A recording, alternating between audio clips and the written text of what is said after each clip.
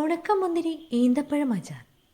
ഇതിനായി 200 ഗ്രാം ഉണക്കമുന്തിരിയും 5 ഈന്തപ്പഴവുമാണ് ഞാൻ ഉപയോഗിച്ചിരിക്കുന്നത്. ഉണക്കമുന്തിരി നല്ലെണ്ണയിൽ നല്ലതുപോലെ വറുത്ത് കോരി മാറ്റിവെക്കുക.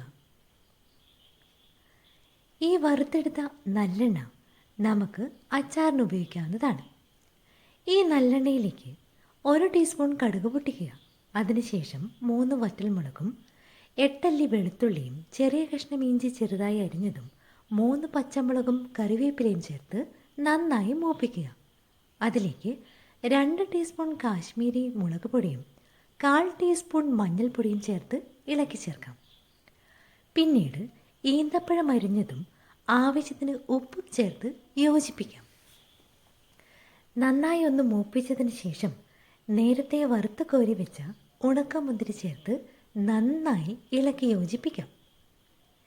ഇനി ഓരോരുത്തരുടെ ഇഷ്ടത്തിനനുസരിച്ച് കായപ്പൊടിയും വിനാഗിരിയും അതുപോലെ ഉലുവാപ്പൊടിയും ചേർക്കാവുന്നതാണ്. ഇനി അച്ചാറിന് അല്പം കൊഴുപ്പ് വേണമെങ്കിൽ ചൂടാറിയ വെള്ളം ചേർത്ത് ഒന്നുകൂടി തിളപ്പിക്കാവുന്നതാണ്.